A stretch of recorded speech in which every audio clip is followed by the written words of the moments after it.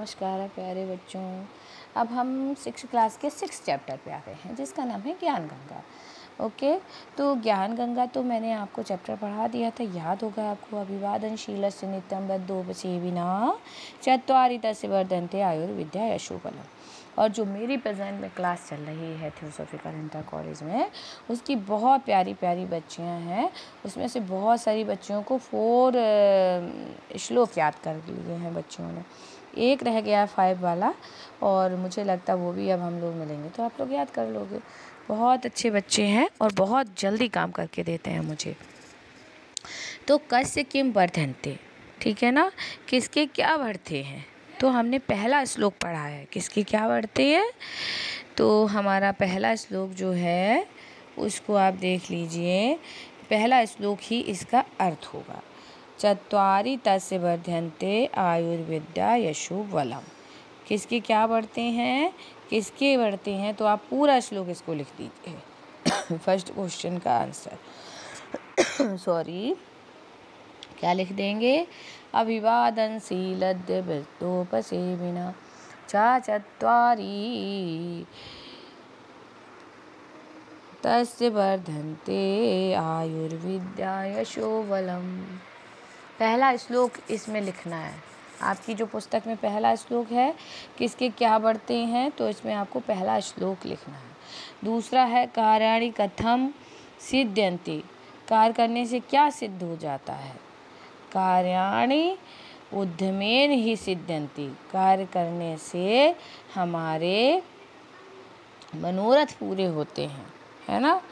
तो आप क्या लिखेंगे इसमें, कार्याणि कथम सिद्ध्यन्ति, कार्य करने से क्या सिद्ध होता है। कार्याणि मनोरथः सिद्ध्यन्ति, मनोरथ पूर्ण होते हैं हमारे। ठीक है। तीसरा श्लोक आपके पास आया है कि परोपकार विषय किम लिखित, परोपकार के विषय में क्या लिखा गया है। परोपकार के विषय में एवं अस्ति है, तो इस श्लोक के अर्थ में गा वाले प्रश्न में आपको ये श्लोक लिखना है कि वृक्षा परोपकाराय फलन्ति, वृक्ष परोपकार के ही लिए फलते हैं। नद्या परोपकाराय बहन्ति, और नदियाँ परोपकार के लिए ही बहती हैं। गाभा परोपकाराय दुहन्ति, और गायें परोपकार के लिए अपना दूध देती हैं। इदं शरीर परोपकाराय अस्ति, यह शरीर भी परोपकार के लिए ही होगा और होना चाहिए कि हमारे हाथों से किसी का हित तो ना हो। अगर हम हित ना कर सकें तो अहित तो ना करें, ठीक है। वरना वृक्ष देखिए, कोई वृक्ष अपना फल नहीं खाता, कोई नदी अपने लिए नहीं पानी लगाती, इधर से उधर बहती है कि हम सिंचाई कर लें, अपने को पी लें पानी, नदी पीती नहीं है। तो इस श्लोक से हमें परोपकार की भावना विकसित करने के लिए है। और कीदृशम सत्यम भूयात्, कैसा सत्य बोले। क्या झूठ सत्य बोल दे। झूठी चीज़ें तो लोगों को बहुत पसंद आती हैं। झूठ बोल दो किसी से, आप बड़े सुंदर लग रहे हैं, स्मार्ट लग रहे हैं, वो हो या ना हो तो उसे बड़ा अच्छा लगेगा। पर झूठ तो प्रिय लग सकता है, पर हमें झूठ नहीं बोलना। कैसा सत्य बोलना, प्रियम सत्यम ब्रूयात्, प्रिय भी हो और सत्य हो, ऐसी वाणी हमें बोलनी है। महात्मना प्रकृति सिद्धम किम अस्ति, महात्मा की प्रकृति माने है स्वभाव, कैसा सिद्ध होता है, कैसा महात्माओं का स्वभाव होगा। तो इसमें आप बच्चों 5 वाला श्लोक आपको इसमें लिखना होगा। क्या लिखेंगे 5 श्लोक में, विपदि धैर्यमत व्योदये क्षमा सदसि वाक् पटुता युधि विक्रमा यशसि चाभिरुच्य वसनं श्रुतो प्रगति सिद्धमितं हि महात्मनाम्। मतलब भी विपत्ति में धैर्य, यदि कोई बात बिगड़ जाए, कोई परेशानी आ जाए, विपत्ति माने बुरा समय आ जाए, तो उसमें हमको धैर्य धारण करना है। घबराने से बात बिगड़ जाती है। अगर हम कुछ सोचें अरे ये कैसे हो गया, चोट लग गई, क्या हो गया, तो उसमें हमें धैर्य रखना। अभ्युदय क्षमा, और यदि किसी से गलती हो तो उसको हमारे क्षमा करने की भी शक्ति हो। सभायाम वाक्पटुता, और सभा में वाक्पटुता मतलब कि जो सद्भा है वहाँ पर हमें बहुत मीठी वाणी का प्रयोग करना चाहिए। युद्धे पराक्रमशील, युद्ध में पराक्रमशील होना चाहिए, पराक्रमशील युद्ध में जीतना चाहिए। और वेदादि ग्रंथानाम अध्ययनशीला, और वेदादि ग्रंथों में अध्ययनशील हों, उनको पढ़ें, उनसे हमें बहुत जो है क्या मिलेगी, ऊर्जा मिलेगी वेदों को पढ़ने से। इति महात्मना निश्चित प्रकृति सिद्धा, ऐसी महात्माओं की निश्चित प्रकृति सिद्ध हो जाती है। ऐसे ही महात्मा लोग होते हैं, विपत्ति में धैर्य रखते हैं, अभ्युदय में क्षमा करते हैं। अभ्युदय माने कहीं पे अगर फंस जाएं, गलत किसी से बहस हो जाए, क्षमा मांग के वहाँ से निकालिए। अरे भाई कुछ नहीं, कोई बात नहीं, चलो छोड़ो, बात खत्म हो जाएगी। अगर हम क्रोध करेंगे तो बात बढ़ती जाएगी। सभायाम वाक्पटुता, किसी भी सभा में हमें बोलना हो, मीठी वाणी का प्रयोग करेंगे तो सब हमारा भाषण सुनेंगे।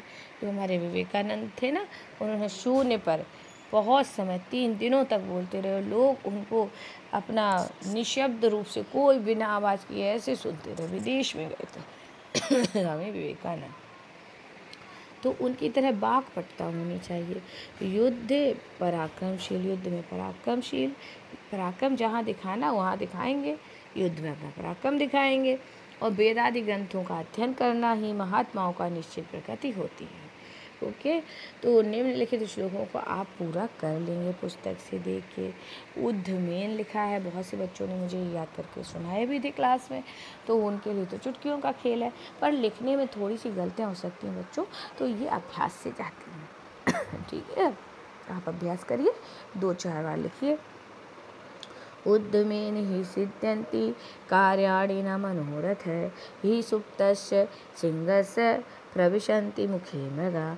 दूसरा आप लिख दीजिएगा, परोपकाराय फलन्ति वृक्षा, परोपकाराय वहन्ति नद्या, परोपकाराय दुहन्ति गावा, परोपकारतमिदं शरीरम।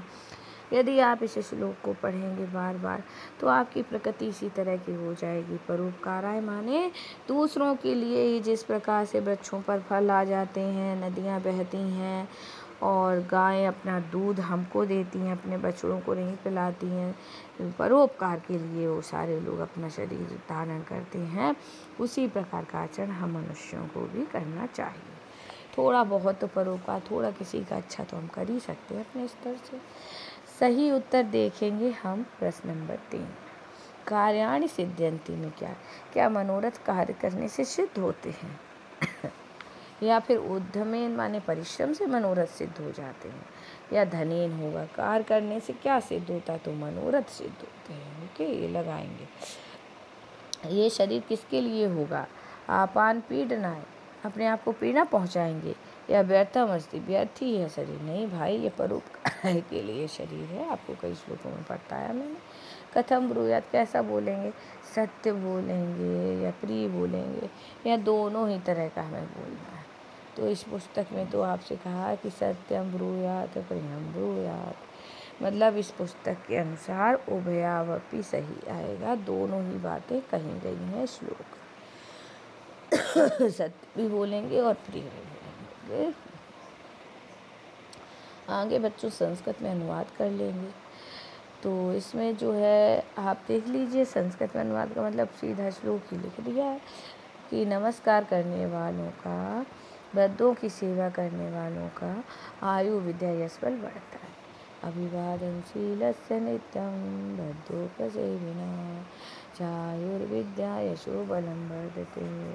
कुछ नहीं है, वही श्लोक याद है तो यहाँ चल जाएगा। आगे आपने दिया है, सोए हुए सिंह के मुख में मृग प्रवेश नहीं करता, इसको भी आप पीछे से ही करेंगे।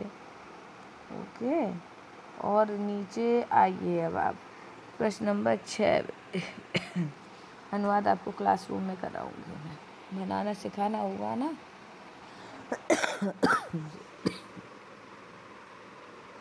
इन श्लोकों का भाव आप लिखिए कि कभी हमसे क्या कहना चाहता है।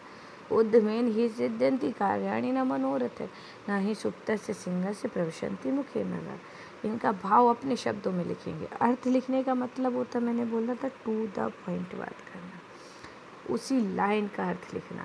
इन्होंने भाव पूछा तो आपके मन तक उनकी बात कहाँ तक आपको छू रही है, ये आप अपने शब्दों में बच्चों लिखेंगे। ऐसे कि उद्यमेन हि सिद्धन्ति कार्याणि मनोरथ है नहीं सुप्तस्य सिंहस्य प्रविशन्ति मुखे मरा।